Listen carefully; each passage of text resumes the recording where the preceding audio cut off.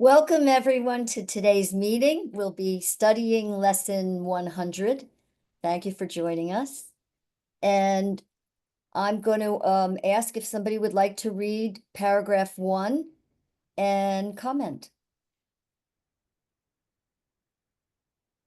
Oh, so so I can't see everybody now, so I don't know who's raising their hand. Do I have a volunteer? Andrew. I volunteer. Thank you, Andrew. My part is essential to God's plan for salvation. Just as God's Son completes his Father, so your part in it completes your Father's plan. Salvation must reverse the mad belief in separate thoughts and separate bodies, which lead separate lives and go their separate ways. One function shared by separate minds unites them in one purpose, for each of them is equally essential to them all.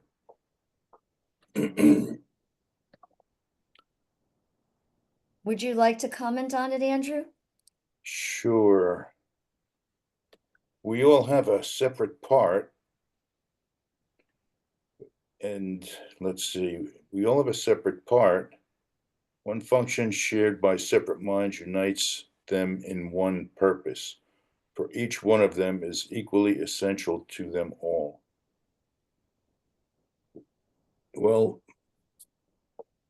we all have our part to do. That's all I get from that. Everyone's different, but it's all for the same purpose of salvation. I don't know if that makes sense to anybody. Sure. Oh, yeah. Sure. And actually what you said applies to this group because we share a function by coming here together to study. So we're joining in that sense. I saw Sora's hand. Would you like to comment? Yeah, lessons like this cause me to laugh, be amused. Because and I've commented like this before. It just seems, oh my, like I'm chosen, and oh my God, I'm essential to God's plan for salvation. As you said, it's repeated. But what does that mean? In practicality or laying out, or going about your daily life, it's about forgiveness. And that's the hard part. We are given a function, and that's to forgive whoever shows up. What's it in my husband's group? They used to sing a song. I forgive, I forgive, I forgive, I forgive, and I just let you live. I let you be who you are, and that is a shining star in God's heaven. That's the work, the forgiveness. Then there's a second course where you forgive yourself. But anyway, that's why I find these lessons amusing. It's like, okay, my part's essential, and yet, can you forgive the person next to you? Can you forgive the guy who cut you off on the highway, or cut in front of you in line in the theater, or that's the little part. It sounds very grandiose, and yet you bring it down to, okay, we're really here to forgive, and that's where the miracle is. That's where salvation is. And I'm done. Okay, thank you, Sora. So one of the things I got from what you said is, yeah, there is this importance we're being told we have, and we're being reminded we have a responsibility. You're reminding us, and we're always being reminded we have a responsibility that goes along with it. That includes work. Like, in the course, he'll say, Jesus will tell us every hour or, twice a day, whatever it is. So it's work. Beautiful. It is work, and it seems, I could be confronted on a daily basis, from the minutia to something like forgiving the whole system or, anyway, I made my point, I think. Well, no, I hear what you're saying is like we're constantly being uh, th things are constantly coming to draw our attention, and we need to keep bringing it where we need to bring it, which is back. Exactly, and it's not out there. The work is the recognition that, okay, it's in here. I don't want to feel separate from God, and on earth who's God, my brother. Mm. So I don't want to feel separate. That's how we heal and reunite with God, going through our brothers. Yes, yes. So I'm going to go to Uma. Uma, you had your hand up. Hello, Hello. my lovely beings. I'd like to report that I'm feeling very essential to my own life, which is new. Because of like what you just said, somewhere in the course it says reality is in here, and the rest of it's, whatever you want to call it.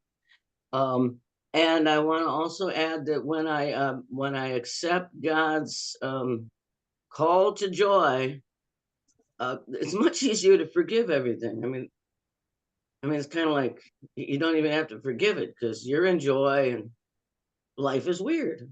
Okay. I so appreciate that you said that because I've noticed that too. That it's so easy, it's so much easier to forgive when we feel happy. So if we really welcome that joy, that happiness, which is ours, it's our gift. So I'm going to call on Peter now. So the discussion reminds me of chapter 9, section 8, grandeur versus grandiosity. This is a wonderful discussion for us mere mortals, or who think of ourselves as mere mortals. It is easy to distinguish grandeur from grandiosity because love is returned and pride is not. Pride will not produce miracles and will therefore deprive you of the true witnesses to your reality. Then it jumps down. Grandiosity is delusional because it is used to replace your grandeur. Yet what God created cannot be replaced. And this is the line. God is incomplete without you because his grandeur is total and you cannot be missing from it. Just thought I'd add that. Thanks. So I'm going to call on Jerry. Yes, thanks everybody. This paragraph, it's kind of double speak for me. I am essential. Well, it can't be I, the separate Jerry, the figure in the dream. I want to get, over that, so to speak, through salvation. It says salvation must reverse the mad belief in separate thoughts and separate bodies. So again, there's a taking where I am and leading me gently by the hand, quote unquote, to get over myself as a body and as a figure in the dream, and to recognize that who I am is through salvation's miracle, one in mind with Christ, sonship. So I start out at the lower rungs of the atonement ladder, me, but I'm holding Yeshua's hand going up the ladder and slowly undoing the me's into the we's all the way home. You remember that one? Yeah. Little piggy. And that's us. Yeah, there's no me. But I wouldn't accept this, and I don't accept this if he starts talking, and I like the grandeur, grandiosity thing. I as a body, grandeur? Come on, no way. but I like to fool myself into thinking I could do grandiose things and be recognized as grandiose. But again, as I go up the rungs of that ladder through forgiving the mistaken idea that I'm special, it's such double speak to the ego, but to the true self, it makes perfect sense, and it frees me to know the difference between perception and knowledge. I'm working my way up to knowledge, and that will transcend the me's. So thank you, Jerry. I want to comment on how you and Peter, your comments kind of relate as I perceive it. I was thinking when Peter read that, how do we define the difference between grandeur and grandiosity? And I feel you gave the answer within your comment, which is when we are seeing ourselves as a we and not just an I who is doing it, then we are working together. And one of the things I really appreciate about what Ken Wapnick has said has to do with the decision maker. So when we're in our right mind, using our holy self to join, like you said, Jerry, with others, with goodwill for everyone, then we're in our holy self. So I think it's really important to differentiate between grandeur and grandiosity, which is, I guess, part of what we're doing. And that holy self with a capital S, not the holy self as special me, small s. And that gets back to the grandeur grandiosity distinction for sure. We were talking about work earlier too. It's exhausting to try and be special and grandiose. It's just exhausting, and it's a useless journey. All right, thank you, Jerry. Anyone else want to comment at this point? May I have a volunteer to read the next paragraph? Uma, you want to comment? It takes a whole minute to find the hand press thing. Somewhere in the course says one does not get rest from sleeping, but from being awake in the spirit, or some other term for that. But why I checked in is I want to say one of my favorite silent things to offer my brother when I don't know what I say, or they're not happy, or we're in passing, is God is incomplete without you. Thank you, Uma. Paragraph 2. Michael, would you like to read? You don't have to, but if you'd like. Oh, I see some hands, sorry. But if you want to read, let me know, okay? Because there'll be another paragraph. Peter, you want to read? Yeah, I was going to volunteer to read. Okay, great. Paragraph 2. God's will for you is perfect happiness. Why should you choose to go against his will? The part that he has saved for you to take in working out his plan is given you that you might be restored to what he wills. This part is as essential to his plan as to your happiness. Your joy must be complete to let his plan be understood by those to whom he sends you. They will see their function in your shining face and hear God calling to them in your happy laugh. So I think what I would say about this is, he talks about the proper use of the body in this world, right? And that's to communicate. That's to help our brothers awaken and sisters, right? So what's the best way to do that? It's not necessarily with our words. He says, the Course says to teach is to demonstrate. And in every moment, we're demonstrating who we think we are. And that's how others learn from us. So if we come to them with our shining, smiling face and our happiness, all of that, That sends more of a message than anything we could ever say with words, I think, in helping our brothers wake up, which is the whole purpose of the body. Help all of us awaken. And then ultimately, that's how we play our, I believe, that's how we play our part in God's plan for salvation. Thanks. Thank you, Peter. Jerry? You know, I wanted to take the word happiness and just exchange it with peace. So God's will for me is perfect peace. And that reminds me of the section, the obstacles to peace. If you all remember, the first obstacle to peace or happiness is the desire to be rid of it. Do you remember that? It's so interesting. The ego does not want peace, does not want happiness. It wants to be rid of it. That makes me special, and it makes me king of kings.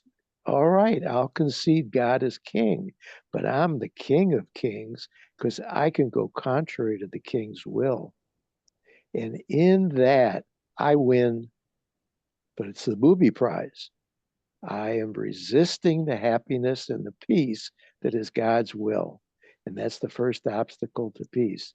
And I've embraced it at a subconscious level to the point where it's a default for me. I get up in the morning and I don't even remember I'm making the decision to be the king over king or the king. And I'm not going to be happy today. The heck with him. And he's trying to woo me with this essentiality and grandeur. I'm not buying it, quote unquote. Well, here's the question that comes to my mind, Jerry. I don't know about you, but I've seen very clear evidence over the years I'm studying that when I am sharing my goodwill and my love with others, be it through a smile or what I say, I feel happy. And when I start going into the bad place, the ego place, separation, feeling superior or whatever, I don't feel good. So I don't know. I just feel we're pretty lucky to have the distinction to study. What do you think, Jerry? Well, I think that that's true, and otherwise this course wouldn't be a miracle. It would, it would just be more making the world and the body real and level confusion. I'm just, I'm commenting on the parts of the text and drawing it into the lesson. Not so much self-disclosure. You wouldn't want to hear that part of my commentary because if I gave you, a negative interpretation, it's not true. It's all negative script. Like I say, it's just a wanting to be the king over the king. And I tried that, I know what that's all about. And as I said earlier, it's impossible. You can't pull off the impossible and be happy. There's no, and that was the first paragraph. You can't undo the thought. Excuse me. You can't be separate from your creator. I and the Father are one. And in that, I know peace and happiness. Amen. Bill? Bless my soul, fam. Number 2, where it's gonna get there. God's will for you is perfect happiness. When I read that, I automatically change the word happiness in my mind, that it says peace, joy. Because I have put on a definition of what I believe happiness is in this world for me. And I have that understanding from everything that I've learned since I came into the world in '69. I have made that definition of what I think my happiness is. So when I read this, God's will for you is perfect happiness, I changed the word happiness to peace, joy. And I'm actually making a note here that I will go to the FIP and submit this submission for the next upgrade or the next change. But so God's will for us is perfect peace, joy. Because I've come to understand over this last few weeks that happiness is not peace, joy. Peace, joy is something else. Peace, joy is beyond happiness. It's a feeling that you don't know what is yet. We can't know what is yet. It's peace, joy. But it's not happiness. But happiness doesn't matter when peace, joy is the feeling that we're in. So that being said, as referring to the lesson, I'm coming back from an episode last night at 9 p.m. by myself while my son was here, where it was a near-death experience, and it came from a coughing spasm from smoking, and just all of a sudden I had a coughing spasm, and I had to go back in my camera on video to see what happened, because I had a coughing spasm, and in the middle of it, I completely stopped, which it seems unreasonable for me, for a live body, whether it be unconscious or not, that the coughing of the body would stop. Okay. Well, it did for me. It stopped. I look back in the video. It stopped right in mid cough. It should have been a 30-second coughing spasm, and it was like 6. And I was out, and I woke up, and the reason why I went, because I found I pushed my chair back all way back, almost across the room, and I had no idea, and I had a broken cigarette in my hand, and I didn't understand any of that happened. Yet here's the main part. This is the second time it happened to me. I don't remember when the first time was. It was a short, maybe within 6 months, I would say. I made a thing in my mind because I thought that I'm dying, because I'm conscious and I can't feel my body. And I thought, okay, I'm dying. And when it happened 6 months ago, I was kind of very fearful. I didn't want to die, and I was scared to die at that point. And then after I came out of it, having perfect memory of it, I made a point to myself that I shouldn't be fear of death, and that was showing me that I have a fear of death. This time when it happened, I programmed my mind right, because it's like, okay, I'm dying. I'm feeling that feeling again. I am definitely dying. This is dying. And it's like, okay, I'm not afraid. I know that Father's taking the step, and I have nothing to worry about. And I was convincing myself of that during this state where I can't feel my body or see it or anything. It's just like I'm a consciousness, but still here. And it subsided, of course. And then I stayed in the same position. Like I was back, and I was definitely out. And I just stayed in that same position for at least a minute or two, just contemplating what has happened. And I'm still trying to contemplate what has happened. And while I'm going through these lessons and listening to everyone's comments, I'm in my mind thinking, it's saying like, I could have left right last night then. I couldn't be here right now. It's possible. And then for me to accept that's perfectly, awesomely okay. Yeah, I'm going to interrupt you just for a second, Bill. So I want to say there's 2 things I feel I really got, messages I got from what you've said. But one thing it seems to me clear is that you wanted to overcome your fear, and that you used that experience to be less afraid of your fear. And so Right. that seems like a very good thing. And the other thing I wanted to say is, the way you spoke about how all of us have ideas of happiness before we studied, I think that's so true. We all give meaning to words, you know. I don't object to the word happiness, but what you pointed out was we may need to question the way we used to define happiness. So I really appreciate your comment. Thank you. I think I'll make it a one word: peace, joy, with a Thank capital P and a capital J, all one word.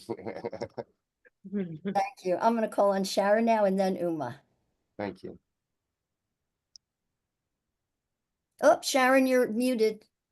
Okay. Yeah. The reason I put my hand up is, Bill, did I hear you say that you're going to recommend to the Foundation for Inner Peace that when they print the book again, they change that? Yes, I'm going to put a recommendation in. Well, okay, that shocks me. That's like you saying, I know a better word than Jesus, to me. Yeah, well, I don't know. Maybe Jesus is coming through me now. Okay. We'll see if Well, the foundation accept it, then it is. If not, well, let's say my this, Bill. Let's say this. We do all come to different understandings of terms, but I think it's pretty clear when one is studying the course deeply that the meaning comes through. yeah, Jesus said, this is a simple course. This is clear. We make it complicated. I tend to agree with Sharon, I you know, know. but that's okay. But I think your point was well taken Yeah. because It's just for me, all the time that I've seen happiness in the course, all the time when it read, I am trying to understand what I think my happiness is. I've always I'm thinking this should happen, that could happen, that would happen. I would have unlimited money, whatever I need to buy anything. That's my happiness. And right. that's none of it. Nothing. It's not that. He is not wishing, willing, perfect happiness as we've seen it. He's wishing peace, joy. It's a different word. Yeah. Okay, but Bill, I think it's worth considering what, Sharon said. So let me move on. There's a lot of people that want to comment, but I'm gonna quote the course now. The only thing make you happy is doing God's will. It's right in the book. thank There's you. no, there's no confusion about what they mean by happiness. And now your ego and its story. Okay. Thank you. Two, I want to say hello to Mia. Nice to see you here. Three, oh God. The reason I tapped in, Take a deep breath. oh, like where does it say that the ego wants to get rid of peace? My book said the ego wants to get rid of guilt and projects it at the same time as keeping guilt because it's trying to kill you. I don't remember the book implying it wants to get rid of other things. Can someone direct me to, at some point, not necessarily now, the Go to paragraph? the obstacles to peace section in the text. Okay. It was the first obstacle to peace, Uma, but that's okay. Yeah, So but I'm not. Yeah, I'll look it up. No, I got you. I'm I going don't to think it request means that that, but people I'll wait wait. to be called on because it gets a little confusing when we just speak. But if it's urgent, I guess you got to trust yourself. So let's see. I'm not sure who was next. I think Johanna.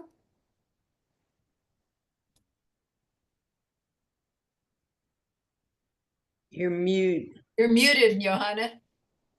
Sorry. I don't think I was next, but I will be very quick. Bill, you're absolutely free to write to the foundation with your suggestion, but I just know from talking to staff that they've committed to not changing a word. Oh, really? Okay, good. Yeah, I didn't know that. Well, I was wondering what's the differences in the versions of copies that were released. You can have a look at the website acim.org, and then in the frequently asked questions section, that question is answered. Okay, so there is So- multiple versions, but it's not changing words. It's just changing. There are various versions out there, but the version that the Foundation for Inner Peace publishes, they've committed to keeping it the way it is now. And so a new edition will be released not long from now, but that will be just the layout, and no word is going. The content is completely. They've committed to keeping the content the same. Awesome. Just thought I'd share that. I love that. Thank you. Thor, did you change your mind, or would you like? No. No, I don't know what happened to my little hand. It disappeared. The only thing I wanted to add is the idea of trust. And if you go to the section, the characteristics of God's teachers in the manual, it talks about trust as the foundation. So I can't be peaceful. I can't be joyous. I can't be know who I am if I'm not trusting, and trust takes time to develop. It's like Diane Gusick used to, in her lectures, would say things like, in her dialogues with the Holy Spirit, she would say, "What you want me to do? What?" and that takes trust to follow the voice, but then that's where the happiness comes from. And that's, so trust to me is the foundation for everything else. Yeah, thank you, Sora. Megan? I find the discussion interesting, that of the different words and the focus on words and how the words are said. And the course is clear, coming at our ego and the state and what it's trying to teach in many different ways, because we are all different humans who have triggers to specific words and specific things. So when I hear Bill reframing something that is more palatable to him, I totally understand that, because it can get into him differently. And so I appreciate your reframing something so that you can experience it in a way that it feeds you. And also I appreciate Uma being very particular on the exact words, because being particular on the words is important to her. So I did want to say, in the teacher's manual, then the obstacles to peace, it says the first obstacle that peace must flow across is your desire to get rid of it. So it's exactly right there. She's pointing. But I don't know. She's writing down. Anyway, but I did want to say that, again, thinking solely on words and how the words should be said and what should we do with the words is not the aim of the course. The aim of the course is experiential, is that all these words eventually give us the experience, that we surrender to the experience of allowing God to speak through us, and allowing joy or happiness or however it comes to us to be accepted, because we push it away in many ways. We judge ourselves, we fear, we make stories up, and all these things are ways that we distract ourselves. Being specific about wordage, being triggered by words, are all distractions to our ability to accept God in the infinite amount of joy that he has waiting for us, if we only release our attachments to all these things and allow ourselves to be fully guided. So I really appreciate all the discussion. Thank you very much. Thank you, Megan. As you were speaking, one of the things that came back to me was the sentence that Peter had read in paragraph 2, the last sentence. They will see their function in your shining face and hear God calling to them in your happy laugh. There are no words when we're smiling, and, not to say we shouldn't use words, but, So it's so nice to see Mia's hand. Yay, Mia. Your turn. So sometimes I'm just inspired by Megan. Like I'm just like sitting here, and then something Megan will say will just go. Whoop. And so I was looking back in the book at the lessons, and it came across like the idea that just letting go of grievances brings us into salvation, and that has to do with like not judging. And if we don't judge, then we can't have a grievance. And then if we find our judgment, then we're forgiving. It's like this line of things that just happen. It opens up the whole world. And then it makes it very easy for us to accept the fact that we're essential, because we're living in our own peace. I'm going to say our own peace as a way of saying, when we fall into the experience as the individual, then what happens is it starts to join. For some people, that at least that was my experience, is where I started to feel my own peace. I realized that my peace was connected to everything. And this is my share here.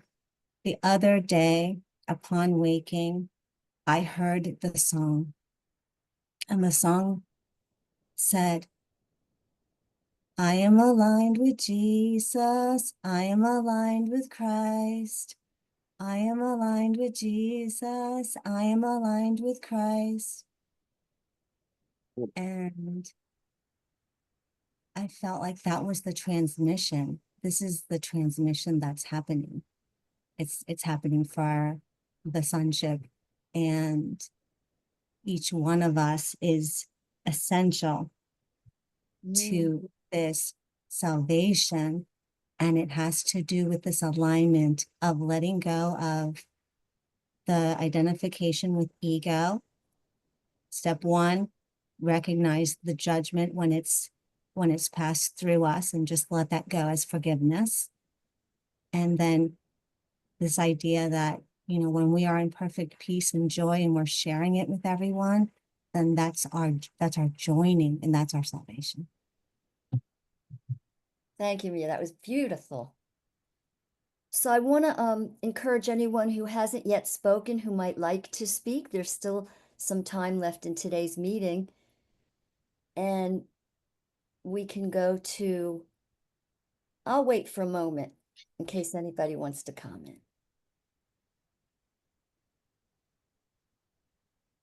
So, Michael, would you like to read paragraph 3? You don't have to. Sure, no problem.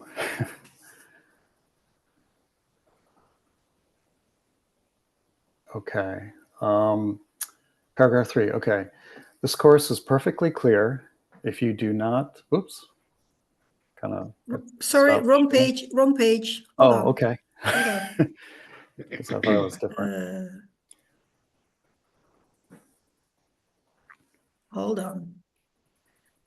Or I have it in front of me. It's continue to read. Please okay. do. All right. So it's lesson 100 we're on, correct? Yes. Yeah. Okay. Paragraph 3. So you are indeed essential to God's plan. Without your joy, his joy is incomplete. Without your smile, the world cannot be saved. While you are sad, the light that God himself appointed as the means to save the world is dim and lusterless. And no one laughs because all laughter can but echo yours. Wow. So for me, to me, the first sentence really hits me really, really hard. And I guess I'll kind of say it in two different ways, like my perspective of what that sentence means, like prior to my dad's passing, and what it means after my dad's passing. And I'd say before my dad's passing, I would have like kind of laughed at this sentence, to be honest with you. Like I'm essential to God's plan. And I guess the reason I would say that is because if I would go out at night and look up at the stars, I would say to myself, gee, how insignificant I am in comparison to the massiveness of the entire universe. And to me, that was just kind of my normal realm, my normal interpretation of life, right? But switching gears and talking about how I see the world now after my dad's passing, where I had this shared death experience with him. And for 3 days after his passing, I felt this amazing level of peace and joy. And it's like so beyond words. It's unbelievable. But now having that experience, like when I go out at night and look up at the stars, it's like I have like this 1000% confidence in me that without a doubt, every single one of us is bigger than all the stars we can see in the sky. I mean, I don't know. I wish I could like clearly explain it, but there's no doubt. Good, Michael. But there's no doubt that we are indeed essential to God's plan. And I see that so clear, so concise now. It's just beyond words. It's beyond words to me. So yeah, so that's my thoughts.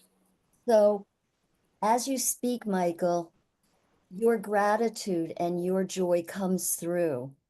and the clarity of your changing your perception, really believing at one time, oh, I'm so insignificant, look at the stars, and then coming to see what you have and sharing that. That's it. That's what we're doing. I mean, I just love what you said. Thank you. Yeah, you're welcome. I just wish I could like explain what it was really like, though. That's what just bugs me to no end, you know, because it's kind of like, I think I mentioned this before, like if you go to the Grand Canyon, you know, and take pictures of it and you show the pictures to people, it's like, yeah, okay. And you go to the Grand Canyon, it's like a different experience. But when you experience this spiritual realm, it's just like mind blowing, absolutely mind blowing. So thank you. I think Peter agrees with you. And if anyone hasn't seen his film, you may want to.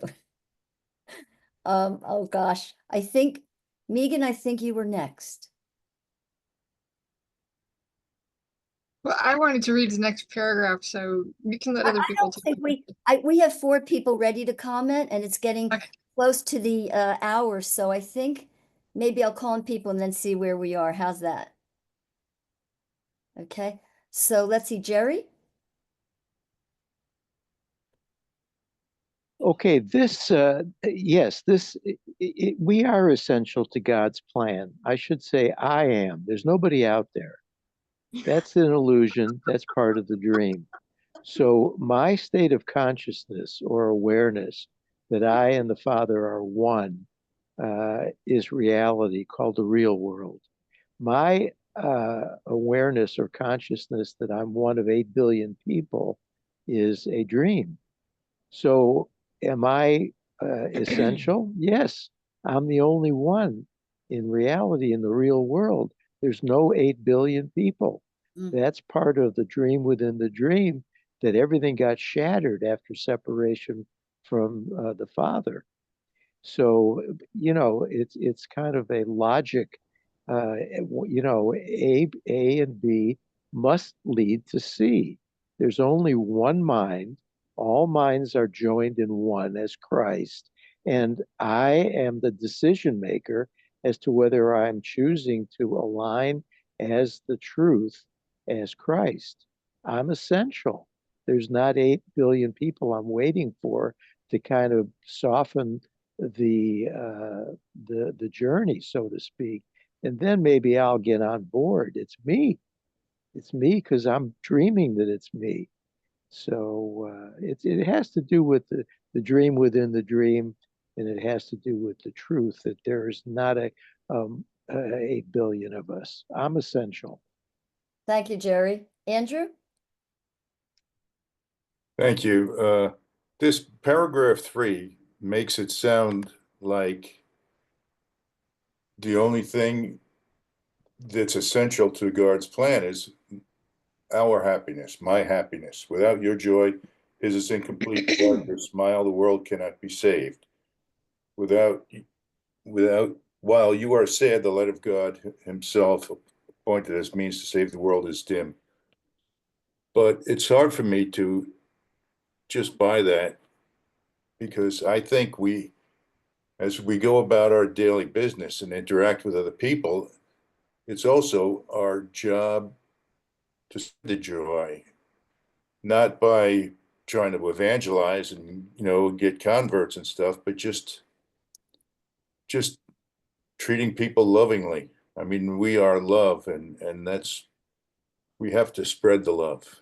I think that's also part, but you know, it's a little bit contrary to what paragraph 3 says. That's my comment. Thank you. I don't see it as contrary, Andrew. I think it's right on point as I perceive it. Uma, and if you can keep your comments. Yes, very, very short. He's right on point. You are correct. What I wanted to say is that me as a person, 7, 8, 9 times in this incarnation, in this body, I have had state change words. Words come into me and shift my experience. I mean, like word, you know, so I'm kind of into words, you know, and it's okay with me. And then, and I know then when I go into the place where there ain't no words, I'm in my spirit, which is incidentally as big as the universe. sometimes I can feel that. Mhm. Me too, Uma. Thanks. And Megan? I kind of wanted to respond to Jerry a little bit, and then sort of, it's not a question, anyway, I'll just say it. It's just that I understand that there's no other 8 billion people out there, but then the Course keeps saying that I have to see the Christ in others because I cannot be with God without my brother. So I'm always recognizing the sonship is with me, that my belief in separation means that everyone I see, whether they exist or not, if I do not see them as me and part of the sonship, then I cannot be in heaven. I cannot accept salvation because I have to accept it for myself and my brother because we go together. So I think that's the only little thing that I had a little like question or issue about. Thanks. Thank you, Megan. It is time to close the meeting. I'm going to read a prayer from lesson 307. And conflicting wishes cannot be my will. Father, your will is mine and only that. There's no other will for me to have. Let me not try to make another will, for it is senseless and will cause me pain. Your will alone can bring me happiness, and only yours exists. If I would have what only you can give, I must accept your will for me and enter into peace where conflict is impossible. Your Son is one with you in being and in will, and nothing contradicts the holy truth that I remain as you created me. Thank you, everyone, for joining us today and holding space. We hope to see you again next week.